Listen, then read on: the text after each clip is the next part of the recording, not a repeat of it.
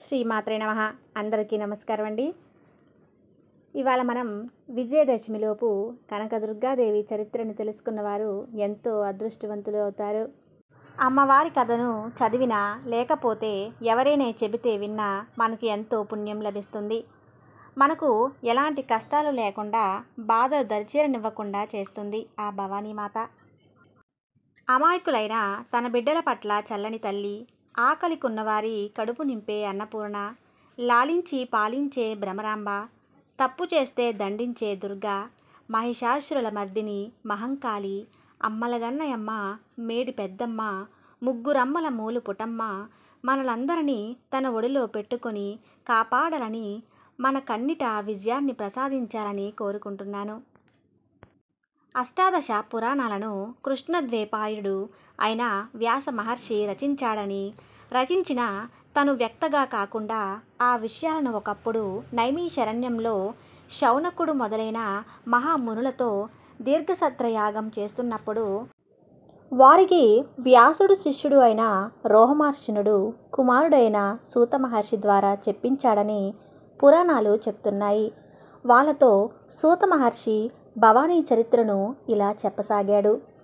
మునులారా, సృష్టి స్థితి లయ కారకులైన బ్రహ్మ, విష్ణు, మహేశ్వరులు దైవాలలో ఉత్తముడు. సృష్టికర్త అయిన బ్రహ్మ కంటే స్థితికర్త అయిన విష్ణువు గొప్ప. విష్ణువు కంటే ప్రణవ స్వరూపుడు ఓంకార రూపుడు అయిన పరమేశ్వరుడు గొప్ప. ఓంకార స్వరూపుడైన శివుని అర్ధాంగియే అమ్మ జగదాంబ. ఈమె ఈ సర్వ జగత్తుకే మాత. కావున ఈమె జగన్మాతగా ప్రసిద్ధికెక్కింది. అందుకే జగదాంబను భవానీదేవి, శ్రీదేవి, మహాలక్ష్మి, చండి, దుర్గా, మహాశక్తి అని పేర్లతో ఆరాధిస్తుంటారు. భవానీ మహిమకు మహిషాసుర మర్దిని నిదర్శనం.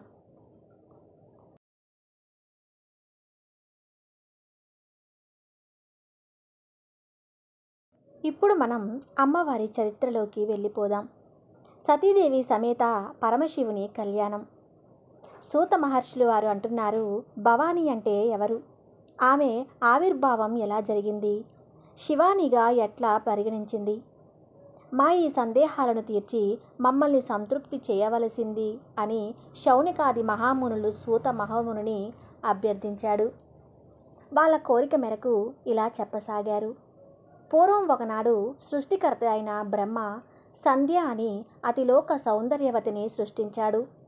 బ్రహ్మ తనని తాను మరచిపోయి ఆమె అందానికి ముగ్ధుడై ఆమె వెంటపడ్డాడు.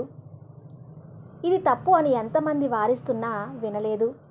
అంతటా ఈ ఉపద్రవం నుండి బ్రహ్మను కాపాడాలి అని దేవతలంతా కలిసి కైలాసానికి పోయి పరమేశ్వరునితో మొరపెట్టుకున్నారు.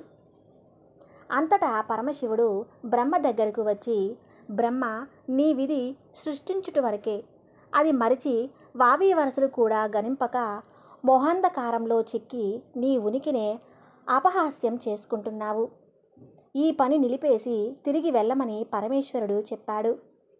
అది శంకరుడు అయిన పరమశివుని ఆజ్ఞను కాదనలేక తిరిగి తన సత్యలోకానికి వెళ్ళిపోయాడు బ్రహ్మ. జరిగిన దానికి ఎంతో సిగ్గుపడ్డాడు. శివుడిని ఎలాగైనా పరాభవించాలి, ఆయనను మోహపరవశుతుణ్ణి చెయ్యాలి అని నిశ్చయించుకున్నాడు. తగిన సమయం కోసం వేచి చూస్తున్న బ్రహ్మకు దక్ష ప్రజాపతి తారసపడ్డాడు. వెంటనే బ్రహ్మ దక్షునితో, దక్ష, నీవు మహాశక్తి అయిన భవానీ గురించి తపస్సు చెయ్యి. అలా చేస్తే ఆదిశక్తిని కూతురిగా పొందాలి అన్న నీ కోరిక తీరుతుంది అన్నాడు. దక్షుడు అలాగే చేశాడు. దక్షుడు చేసిన ఘోరమైన కఠినమైన తపస్సుకు పరమేశ్వరి పరమానంద భరితమయ్యి ప్రత్యక్షమైంది. భక్త దక్ష, నీ తపస్సుకి మెచ్చితిని. నీకు ఏం వరం కావాలో కోరుకోమన్నది. అంతటా దక్షుడు, అమ్మ జగదాంబ, పరమేశ్వరి, నీవు నాకు కుమార్తెగా జన్మించి పరమేశ్వరిని వివాహమాడమని కోరాడు. ఆమె తదాస్తు అని అంతనిని దీవించి మాయమైపోయింది. ఆ జగన్మాత వరం ఇచ్చింది అనే గర్వంతో ఈ విషయాన్ని అందరికీ చెప్పి తన భార్యతో చెప్తూ ఉన్న ఆనందంలో ఉన్న సమయంలో ఆదమరిచి అమ్మవారి పూజా పుష్పంతో అమ్మవారి దీపాన్ని ఆర్పివేశాడు. వెంటనే అమ్మవారికి కోపం వచ్చింది. తన పూజా పుష్పంని అగ్నికి ఆహుతి చేసినందుకు నిరసనగా దక్షుని చెంతనే యోగాగ్నిలో దగ్ధమవుతానని, నీ ఇంట ఎక్కువ కాలం ఉండను అని శపించింది. తర్వాత దక్షుని కుమారిగా జన్మించిన అమ్మవారికి సతీ అని నామకరణం చేశారు. సతీదేవి తన చిన్నతనం నుండే పరమశివునిపై ప్రేమను పెంచుకుంది. ఆ శివుడిని తన ప్రాణంగా భావించింది. అలా ఆమె శివుడిని తన భర్తగా ఊహించుకుంది. కానీ దక్షుడికి శివుడికి తగువ వచ్చింది. దానితో దక్షుడు సతీదేవిని ఆ బైరాగికి ఇవ్వను అని గట్టిగా నిర్ణయించుకున్నాడు. అసలు శివుడికి దక్షుడికి ఎందుకు తగువ వచ్చింది అంటే, ఒకనాడు దక్షుడు తన ఇంట ఒక మహాయజ్ఞం తలపెట్టాడు. దానికి ముల్లోకాల్లో ఉన్న దేవతలందరూ ఆహ్వానించారు. త్రిమూర్తులను కూడా ఆహ్వానించాడు. అందరూ అక్కడికి వచ్చారు. దక్షుడు యజ్ఞ మండపానికి రాగానే అందరూ దేవతలు లేచి ఆయనకు నమస్కరించారు. ఒక బ్రహ్మదేవుడు, శివుడు తప్ప. బ్రహ్మదేవుడు తన తండ్రి, కానీ ఆ శివునికి ఏమైంది, ఎంత అహంకారం అని ఆయన మీద కోపం పెంచుకున్నాడు. కారణం ఆయన ఆదిదేవుడు. ఆయన మహాశక్తికి మరో రూపం. ఆయన ఆదిశక్తి తప్ప ఇంకెవ్వరికీ లేచి నమస్కరించకూడదు. ఆయన ఈ అఖిల బ్రహ్మాండానికే తండ్రి. తండ్రి ఎక్కడైనా బిడ్డకు నమస్కారం చేస్తాడా? అది ఆ దక్షునికి అర్థం కాలేదు. ఆయనను నమస్కారం చేయమని చెప్పాడు. పరమశివుడు, నేను చేయకూడదు దక్ష అంటాడు. నేను తిరిగి అడిగినా కూడా ఎదురు సమాధానం చెప్తావా అని ఆయనను ఘోరంగా అవమానించి అక్కడి నుండి వెళ్ళిపోమంటాడు. ఆ దక్షుడు ఎన్ని రకాలుగా ఆయనను అవమానించినా ఆయన కొంచెం కూడా బాధపడకుండా నవ్వుతూ అక్కడి నుండి వెళ్ళిపోతాడు. శివుడు లేని ఈ యజ్ఞం వృధా అని బ్రహ్మ, విష్ణువు, మిగతా దేవతలు ఎంతోమంది ఋషులు, మునులు అక్కడ నుండి వెళ్ళిపోతారు. తన యజ్ఞం పరమశివుని వల్ల విఫలం అయ్యింది అని శివుని పైన కోపం పెంచుకున్నాడు. అందుకే తన కూతురిని వేరే వారికి ఇచ్చి వివాహం చెయ్యాలి అనుకున్నాడు. ఆ విషయానికి సతీదేవి ఎంతో దుఃఖించింది. శివుణ్ణి కాకుండా వేరొకరిని తన భర్తగా ఊహించుకోలేకపోయింది. ఒకనాడు దక్షుడు సతీదేవి వివాహం కొరకు ఎంతో మందిని స్వయంవరానికి ఆహ్వానించాడు. శివుడికి మాత్రం ఆహ్వానించలేదు. కానీ సతీదేవి కళ్ళు మాత్రం పరమశివుని కొరకు వెతుకుతున్నాయి. అక్కడ శివుడిని లేనిది చూసి ఎంతో బాధకు లోనయ్యింది. సతీదేవి చేతికి వరమాల ఇచ్చారు. తాను కోరిన వరుని మెడలో ఈ వరమాలను వేయమని చెప్పారు. ఆమె బాధతో దానిని తీసుకొని అడుగులో అడుగు వేసుకొని ఎవరి మెడలో వెయ్యాలో అర్థం కాక ఒక చోటనే నిలబడుకొని అలానే ఉండిపోయింది. మనసులో పరమశివుని ధ్యానిస్తూ, నేను గనక తమరిని ప్రాణానికి ప్రాణంగా ప్రేమించింది నిజమైతే, నేను నిజంగా మనస్ఫూర్తిగా నిశులంకంపంగా భక్తి శ్రద్ధలతో తమరిని పూజించింది నిజమే అయితే, నేను వేసే ఈ వరమాల మీ మెడలో పడాలి. కాదని ఇంకెవరి మెడలో పడినా నేను ఆ మరుక్షణమే నా ప్రాణాలను విడుస్తాను పరమేశ్వర అని ఆయనను తలుచుకొని ఆ వరమాలను పైకి విసురుతుంది. ఆ వరమాల వాయువేగంతో వెళ్ళి ఆ కైలాసంలో ఉన్న పరమేశ్వరుని మెడలో వెళ్ళి పడుతుంది. పరమశివుడు అక్కడికి వచ్చి ఆమెను వివాహం చేసుకుంటాడు. ఆమెకు కళ్ళల్లో నుండి ఆనంద బాష్పాలు కారుతాయి. వాళ్ళ వివాహం చూడటానికి, చెప్పటానికి నోటిలో మాటలు రావు. అంత అద్భుతంగా ఉంటుంది. దక్షుడు తను ఎంత చెప్పినా వినకుండా సతీదేవి శివుడిని పరిణయమాడింది అని ఆమెపై కోపం పెంచుకున్నాడు. నువ్వు ఇంకా నా కూతురివి కావు, నీకు ఈ ఇంటికి వచ్చేందుకు ఎలాంటి అధికారం లేదు, వెళ్ళిపో అని అక్కడి నుండి పంపించేస్తాడు దక్షుడు. ఆమె తండ్రి అన్న మాటలకు ఏడుస్తూ శివుడి వెంట కైలాసానికి పయనమవుతుంది. పరమశివుడు తన వెంట సతీదేవిని తీసుకొని కైలాసానికి పయనమవుతాడు. అక్కడ ఆమె పరమశివుడితో ఎంతో సంతోషంగా ఉంటుంది. నిత్యం పరమశివుడు ధ్యానంలో ఉంటాడు. ఆయనకు పాదాలకు పువ్వులతో పూజలు చేస్తుంది. ఆయన ధ్యానం నుండి తిరిగి వచ్చే వరకు ఆయనకు సేవలు చేసుకుంటుంది. ఆమె ఒక రాజు కూతురు అయిన సర్వసాధారణమైన స్త్రీవలే ఉంటుంది. ఆమె సాధారణమైన స్త్రీలు ఏ బట్టలను అయితే ధరిస్తారో ఆమె కూడా అలాంటి నారా చీరలు ధరిస్తుంది. ఎలాంటి నగలు అలంకరణ చేసుకోదు. ఎలాగంటే రామాయణంలో సీతాదేవి రామునితో అడవులకు వెళ్తే ఎలా ఉంటుందో అచ్చం అలానే ఉంటుంది. అలా ఉన్నావు ఏమి అని ఎవరైనా అడిగితే నా భర్తకు లేని అలంకారం నాకెందుకు అని చెప్తుంది. ఆమె తన నుదిటిన కుంకుమతో పెద్దగా బొట్టు పెట్టుకుంటుంది. కారణం ఏమిటంటే పెళ్ళి ఆడవాళ్ళకి బొట్టు ఎంత పెద్దగా ఉంటే తమ భర్తకు అంత ఆయుష్ ఉన్నట్టు అని అర్థం. ఇలాగా ఎంత ఆనందంగా ఉన్నా ఆమెకు తన తల్లిదండ్రులను చూడాలని అనిపిస్తూ ఉంటుంది. వాళ్ళ కోసం బాధపడుతూ ఉంటుంది. శివుడు ఎప్పుడూ ఆమెను బాధపడకు అని ఓదార్చేవాడు. ఒకనాడు అనుకోకుండా దక్షుడు ఒక మహాయజ్ఞం చేస్తాడు. తన ఇంట్లో ఆ యజ్ఞానికి అందరూ ఆహ్వానిస్తాడు, ఒక పరమశివుడిని తప్ప. పరమశివుడిని ఆహ్వానించకపోవడంతో బ్రహ్మదేవుడు శ్రీ మహావిష్ణువు ఇద్దరూ రానని చెప్తారు. ఈ విషయం సతీదేవికి ఇంతలో అక్కడికి నారదుడి వచ్చి చెప్తాడు. నారాయణ నారాయణ అంటూ శివుని దగ్గరకు వెళ్తాడు. పరమశివుని భక్తితో నమస్కారం చేసి శివునికి దక్షుని యజ్ఞం గురించి చెప్తాడు. మీరు వెళ్ళడం లేదా పరమశివ అని అడుగుతాడు నారదుడు. నాకు ఎలాంటి ఆహ్వానం రాలేదు, ఆహ్వానం రాకుండా నేను ఎలా వెళ్తాను అని చెప్తారు శివుడు. సరే స్వామి, మీరు అనుమతి ఇస్తే నేను బయలుదేరతాను అని బయలుదేరతాడు. అప్పుడే ఎదురుగా సతీదేవి వస్తుంది. ఆమె కూడా చెప్పాలి కదా అని ఆమెకు నమస్కారం చేస్తాడు. ప్రణామాలు దేవర్షి అని తిరిగి నమస్కారం చేస్తుంది. ఆయన ఆమెకు, అమ్మా, మీకు ఈ విషయం తెలుసా? మీ నాన్నగారు ఒక మహాయజ్ఞం చేస్తున్నారు, మీకు తెలుసా తల్లి అని అడుగుతారు. ఆ విషయానికి ఆమె ఎంతో సంతోషంతో, అవునా నారదా, అవునా, ఇప్పుడే పరమశివునికి కూడా చెప్పాను. సరే, ఇంక నేను బయలుదేరతాను తల్లి అని నారదుడు బయలుదేరతారు. ఆమెకు నమస్కారం చేసి వెళ్ళిపోతూ నారాయణ నారాయణ అంటూ వెళ్తాడు. ఈమె ఎంతో ఆనందంగా వెళ్ళి మహాదేవునితో చెప్పి, స్వామి, మనం కూడా వెళ్దాం స్వామి అంటుంది. దానికి శివుడు, వద్దు దేవి, మీ నాన్నగారు మనల్ని పిలవలేదు, ఎప్పుడూ పిలవని పేరంటానికి వెళ్ళకూడదు. అలా వెళ్తే అవమానాలు జరుగుతాయి. మన వాళ్ళు చేసే కార్యాలకు మనల్ని పిలవటం ఏమిటి? మనం వెళ్దాం స్వామి అంటుంది. వద్దు దేవి అంటారు శివుడు. ఆమె బాధతో అలుగుతుంది. అది చూసి శివుడు ఆమె దగ్గరకు వస్తాడు. ఆమె గడ్డాన్ని పట్టుకొని, అలా కాదు సతీ, నేను మీ మాట వినను స్వామి అని మొహం తిప్పుకొని వెళ్ళిపోతుంది.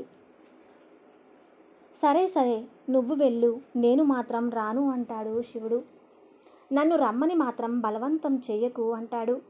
నీకు అక్కడ ఏమైనా అనిపిస్తే నన్ను వెంటనే పిలువు సతీ అని చెప్తాడు. ఆమె సరే స్వామి అని ఆనందంగా వాళ్ళ నాన్నగారు యజ్ఞం చేస్తున్న చోటుకి వెళ్తుంది. దక్షుడు సతిని చూసి కూడా చూడనట్టుగా ప్రవర్తిస్తాడు.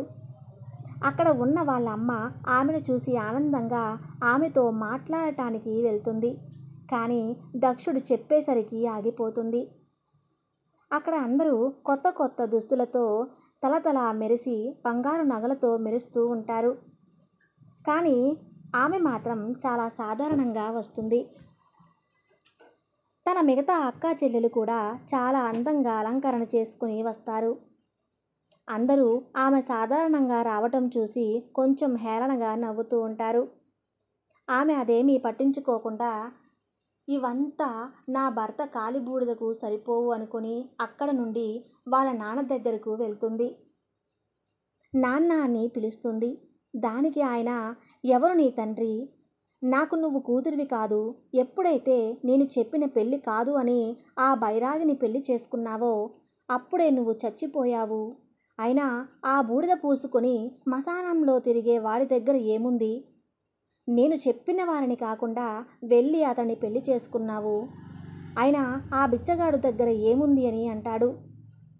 నాన్న, దయచేసి నా ముందు ఆయనను ఏమీ అనకు. నేను తట్టుకోలేను అంటుంది సతి. ఏడుస్తూ ఇంకా అంటాను, ఏమి చేస్తావు అని ఇంకా ఎక్కువగా తిడుతూ ఉంటాడు దక్షుడు. కైలాసంలో పరమశివునికి ఏదో మనసుకు కీడుగా అనిపిస్తుంది. అక్కడ సతీదేవికి భర్తను నానా రకాలుగా అవమానించేసరికి స్వామి ముందే చెప్పారు, పిలవని పేరంటానికి వెళ్ళకూడదు అని. ఆయన మాట వినకుండా వచ్చాను. నా భర్త ఇన్ని మాటలు అన్నాక నేను బ్రతికి ఉన్నా ఏమి ప్రయోజనమని పరమేశ్వర అని తనని తాను అగ్నికి ఆహుతి చేసుకుంటుంది. దానికి శివుడు సతీ అని బాధతో గట్టిగా అరుస్తాడు.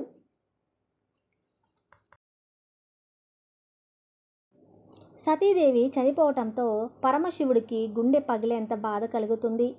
అలా జరగడానికి కారణమైన దక్షుడి పైన కోపం వస్తుంది. పరమశివుడు కోపంతో భయంకరమైన తాండవం చేస్తాడు. ఆ తాండవానికి ముల్లోకాలు దద్దరిల్లిపోతాయి. సముద్రాలు ఉప్పొంగుతాయి. అగ్ని పర్వతాలు పేలుతాయి. భయంకరంగా తాండవం చేస్తూ తన జటాజుటం నుండి ఒక వెంట్రుకను తీసి నేలపైన వేస్తాడు. దాని నుండి అత్యంత భయంకరమైన వీరభద్రుడు వస్తాడు. వెళ్ళు వీరభద్ర, అక్కడ యజ్ఞం నాశనం చెయ్యి అంటాడు. వీరభద్రుడు చాలా భయంకరంగా కళ్ళు ఎర్రగా నిప్పులు కక్కుతూ దక్షిణుడి యజ్ఞానికి వెళ్ళి అక్కడ అంతా నాశనం చేస్తాడు. అడ్డు వచ్చిన వాళ్ళని నరికి చంపేస్తాడు. అప్పుడే వచ్చిన దక్షుడిని క్షణకాలంలో అతని తల నరికి దానిని యజ్ఞగుండంలో వేసేసి అక్కడ నుండి మాయమైపోతాడు. అప్పుడు అమ్మవారు 18 శక్తిపీఠాలుగా ఏర్పడుతుంది. అప్పుడు అక్కడికి బాధగా శివుడు వచ్చి చనిపోయిన సతీదేవిని ఎత్తుకొని తన గుండెలకు హత్తుకొని ఏడుస్తాడు.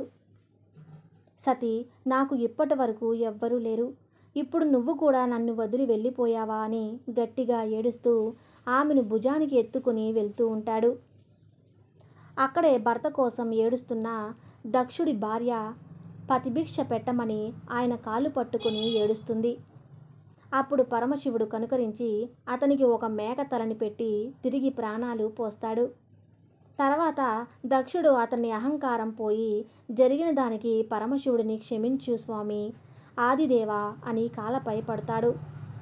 పరమశివుడు అతనిని క్షమించి సతీదేవి శవాన్ని ఎత్తుకొని ముల్లోకాలు తిరుగుతూనే ఉంటాడు. సంవత్సరాలు గడుస్తున్నా కూడా అలా ఎత్తుకొని ఏడుస్తూ తిరుగుతూనే ఉంటాడు. దేవతలందరూ శివుడిని అలా చూడలేక మహావిష్ణువుతో మొరపెట్టుకుంటారు. మహావిష్ణువు తన సుదర్శన చక్రంతో ఆమె శరీరాన్ని ముక్కలు ముక్కలుగా చేస్తాడు. అలా ఆమె శరీర భాగాలు పడిన చోటల్లా ఒక దివ్యశక్తి పీఠాలు ఏర్పడ్డాయి. అవే మన భూమి మీద అష్టాదశ శక్తి పీఠాలు. అవి పడిన చోట మహాపుణ్యక్షేత్రాలుగా ఏర్పడ్డాయి. అవేమిటంటే, మొదటగా శాంకరి, శ్రీలంక దేశంలో ఉంది. రెండవది కామాక్షి, కాంచీపురం, తమిళనాడులో ఉంది. మూడవది శృంఖల, ప్రద్యుమ్న నగరం, పశ్చిమ బెంగాల్, కోల్కతాలో ఉంది. నాలుగవది చాముండి, క్రౌంచా పట్టణం, మైసూర్, కర్ణాటకలో ఉంది. ఐదవది ఆలంపూర్, తెలంగాణ, కర్నూల్, తుంగభద్రా నది దగ్గరలో ఉంది.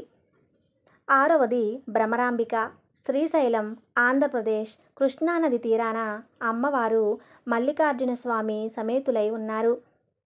శ్రీశైలం 12 జ్యోతిర్లింగాలలో ఇది కూడా ఒకటి.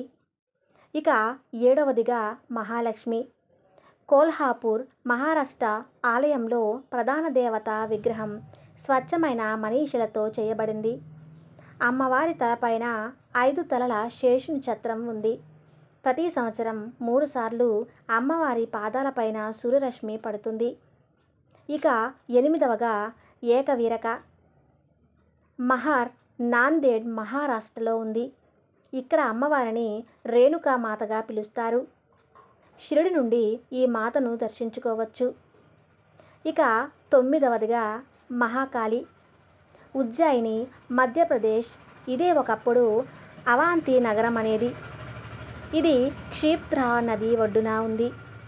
మహాకవి కాళిదాసుకి విద్యను ప్రసాదించిన అమ్మవారు మహాకాళియే. ఇక 10వదిగా పురుహోతిక, పిఠాపురం, ఆంధ్రప్రదేశ్. ఇక్కడే కుక్కుటేశ్వర స్వామి సమేతమై అమ్మవారు ఉన్నారు. ఇక 11వదిగా గిరిజ. ఓడ్యా ఒడిస్సా వైతరణి నదీ తీరాన ఉన్నది. ఇక 12వదిగా మణిక్యాంబ. ద్రాక్షారామం ఆంధ్రప్రదేశ్లో ఉంది. ఇక 13వదిగా కామరూప. హరిక్షేత్రం గౌమతి, అసోం, బ్రహ్మపుత్ర నది తీరాన ఉన్నది. ఇక 14వదిగా మాధవేశ్వరి. ప్రయాగ, ఉత్తరప్రదేశ్ త్రివేణి సంగం సమీపంలో. ఇక్కడ అమ్మవారిని ఆలోపీదేవి అని కూడా పిలుస్తారు. ఇక 15వదిగా వైష్ణవి. జ్వాలాక్షేత్రం కాంగ్రా వద్ద, హిమాచల ప్రదేశ్. ఇక్కడ అమ్మవారి విగ్రహం ఉండదు. ఇక్కడ 7 జ్వాలల పురాతన కాలం నుండి వెలుగుతున్నాయి. ఇక 16వదిగా మంగళగౌరి. గయా, బీహార్లో ఉంది. ఇక 17వదిగా విశాలాక్షి. వారణాసి, ఉత్తరప్రదేశ్లో ఉంది. ఇక 18వదిగా జమ్మూ కాశ్మీర్. అమ్మవారిని కీర్ భవానీ అని కూడా అంటారు. ఇది పోక్ ముజఫరాత్ 180 కిలోమీటర్ల దూరంలో ఉంటుంది. ఇప్పుడు మనం పార్వతీదేవి జననం గురించి తెలుసుకుందాం. అలా సతీ వియోగంతో పరమశివుడు హిమవస్తపర్వతం ప్రాంతం చేరి సుదీర్ఘ తపస్సులో మునిగిపోయాడు. ఇంతలో బ్రహ్మచేత వరం పొందిన తారకాసురుడు మితిమీరిన వరగర్వంతో ముల్లోకాలు అతలాకుతలం చేస్తున్నాడు. దేవతలను, మునులను, ఋషులను అనేక బాధలకు గురిచేశాడు. లోకాలను బాధించసాగాడు. అతన్ని చంపాలి అంటే శివుని కుమారుడికి మాత్రమే సాధ్యపడుతుంది. హిమవంతుడిని ఆదిపరాశక్తి కోసం తపస్సు చేసి ఆమెను కూతురుగా పొందమని చెప్తాడు.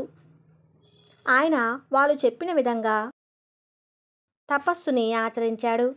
ఆదిపరాశక్తి అతని యొక్క తపస్సుకు మెచ్చి అతనిని సాక్షాత్కరించింది.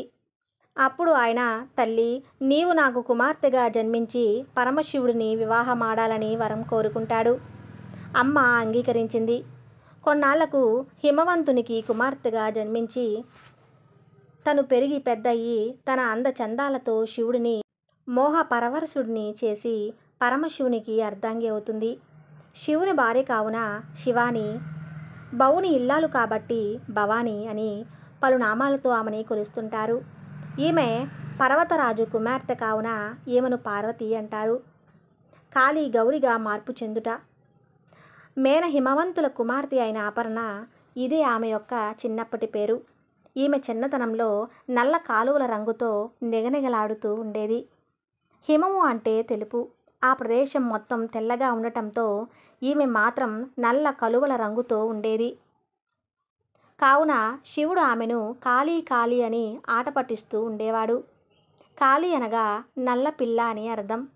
కావున అమ్మవారు అయిన పార్వతీదేవి ఆ మాటలకు కోపంతో తపస్సు చేసి నలుపు నుండి గౌరవర్ణంలోకి మార్పు చెందింది.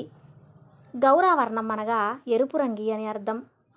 ఎరుపు వర్ణంలో మార్పు చెందినందున గౌరి అని పేరు వచ్చింది. ఆమె నుండి విసర్జింపబడిన నలుపును కాళిక అని అంటారు.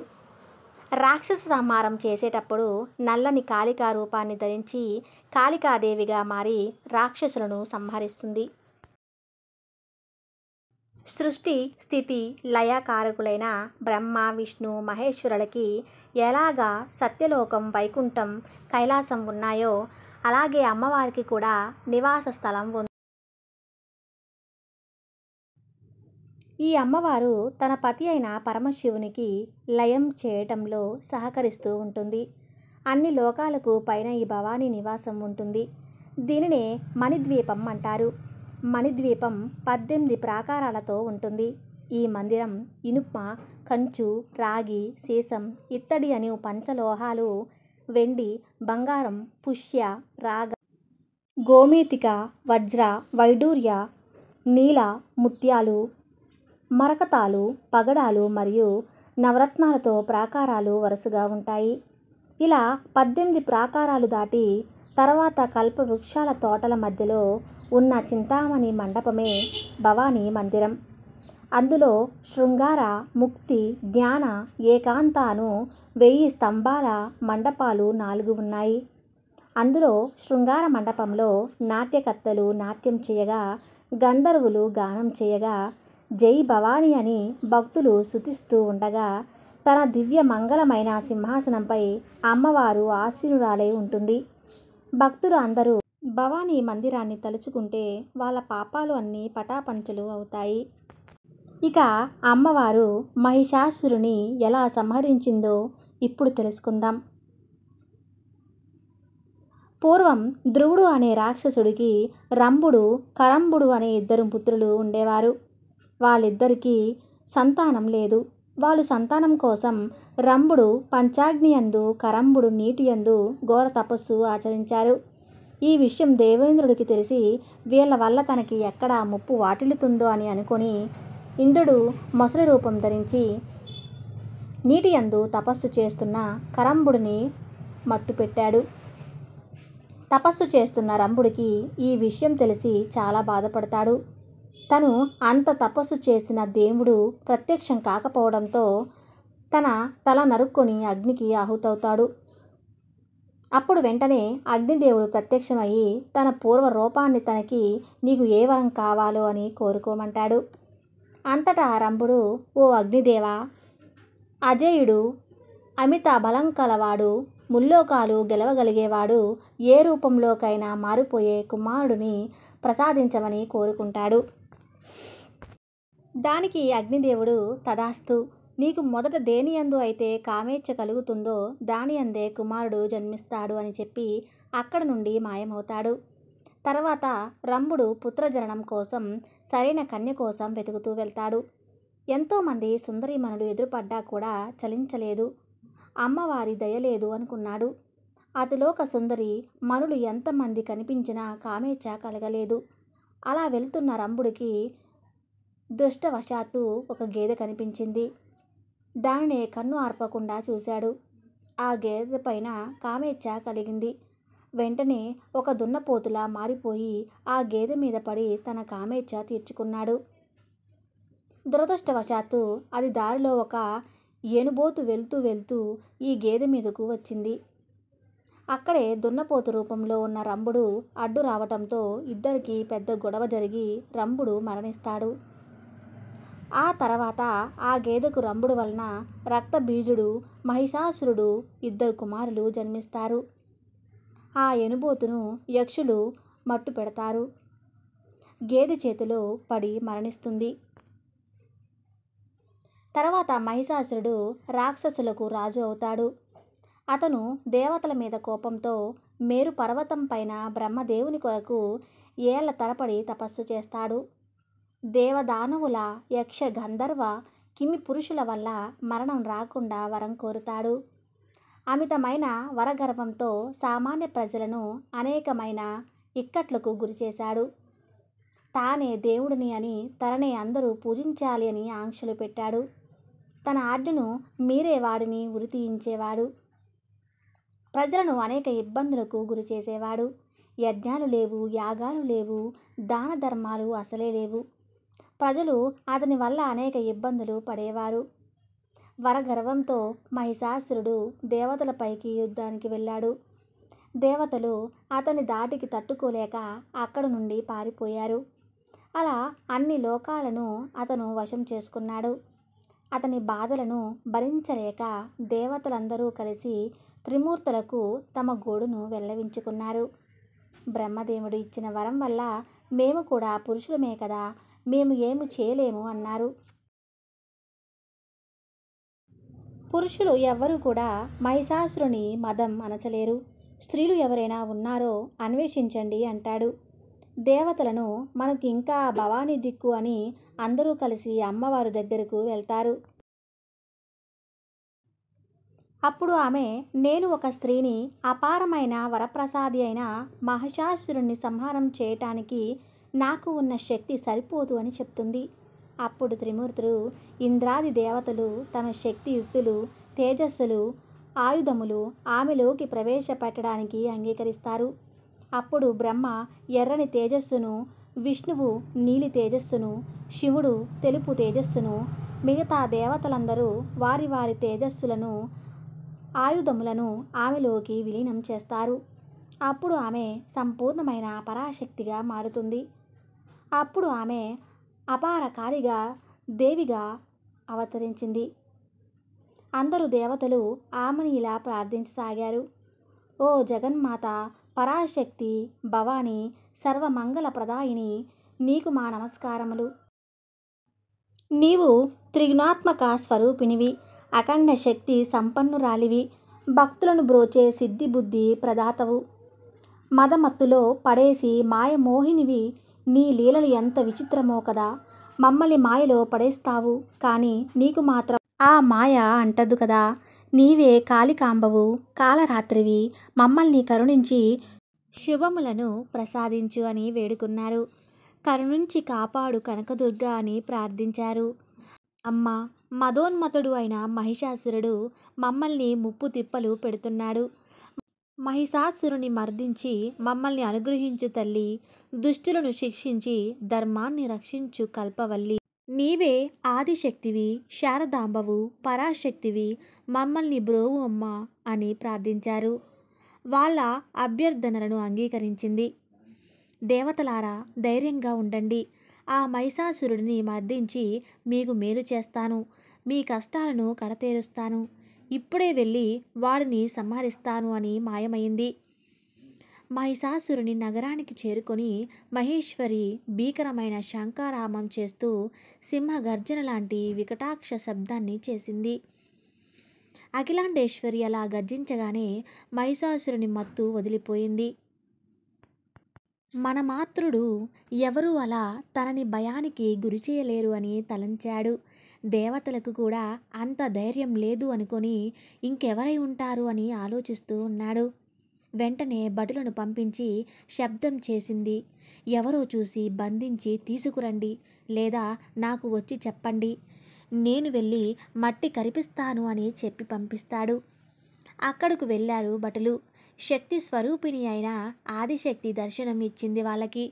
భయంకరమైన కాళికా అవతారంలో ఉన్న కనకదుర్గాదేవిని చూసి గుండెలు దద్దరిల్లాయి. కొంతమంది భయానికి రక్తం కక్కుకొని చనిపోయారు.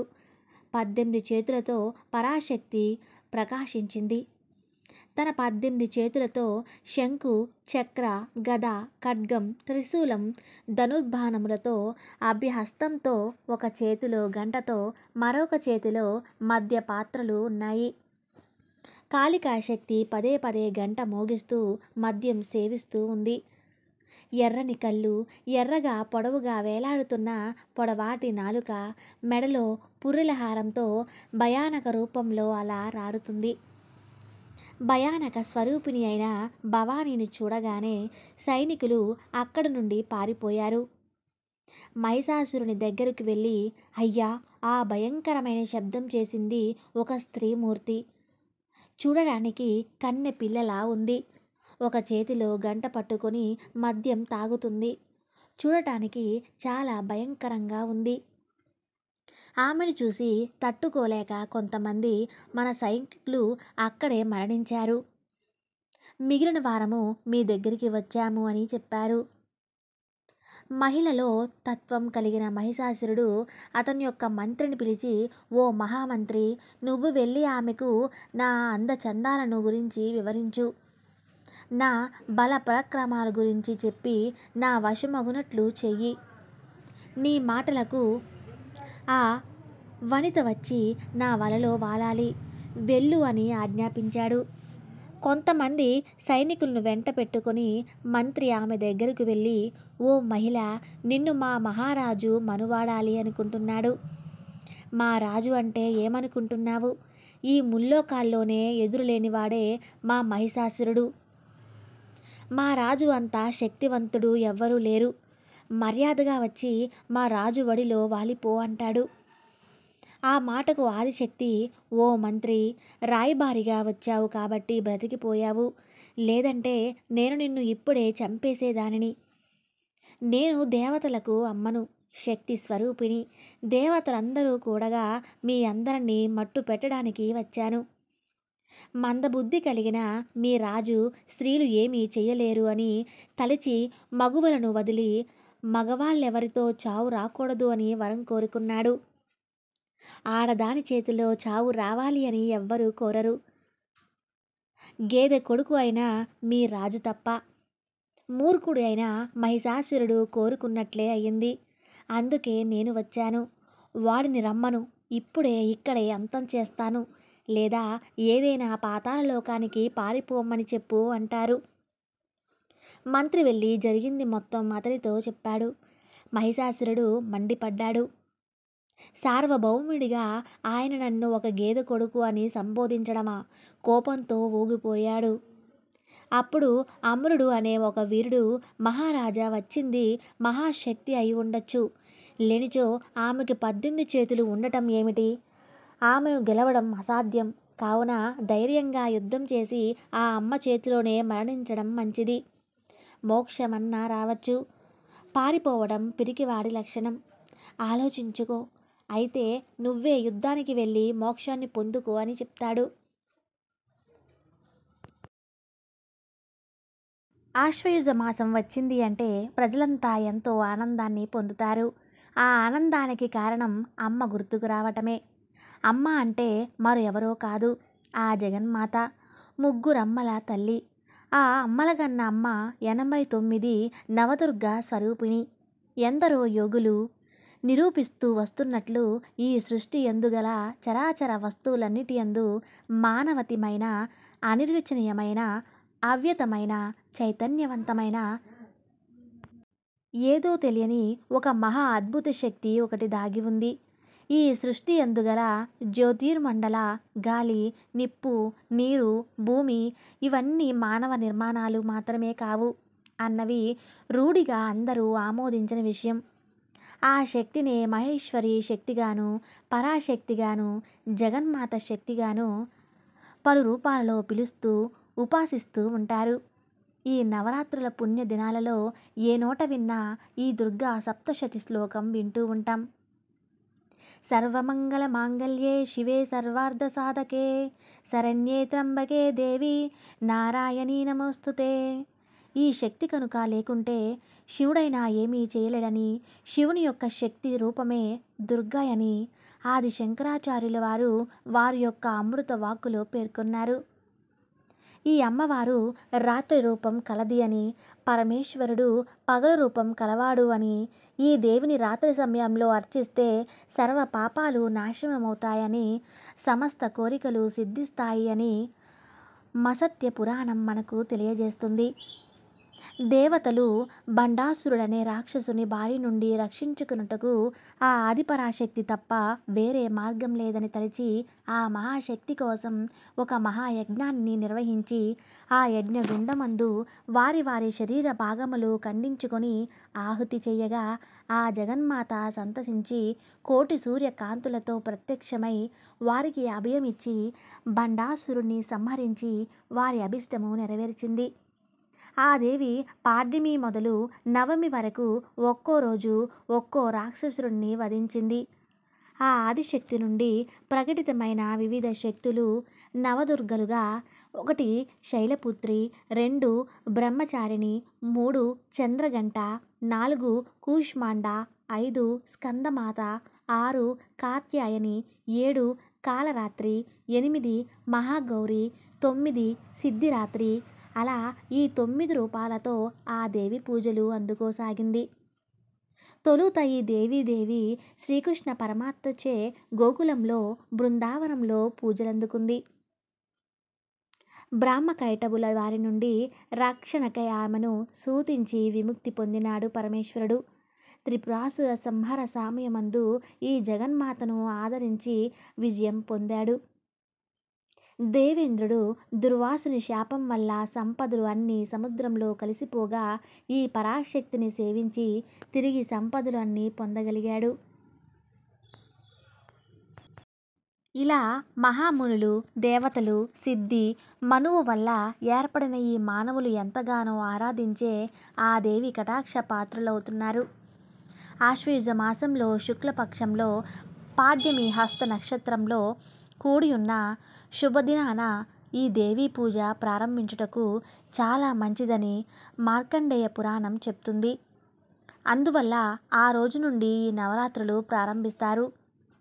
అందు మొదటి 3 రోజులు దుర్గా రూపాన్ని ఆరాధించి అరిషాధ్వములచే, తదుపరి 3 రోజులు లక్ష్మీ రూపాన్ని ఆరాధించి సిరి సంపదలకు, చివరి 3 రోజులు సరస్వతి రూపాన్ని ఆరాధనతో జ్ఞానాన్ని పొందాలని పెద్దలు చెప్తారు.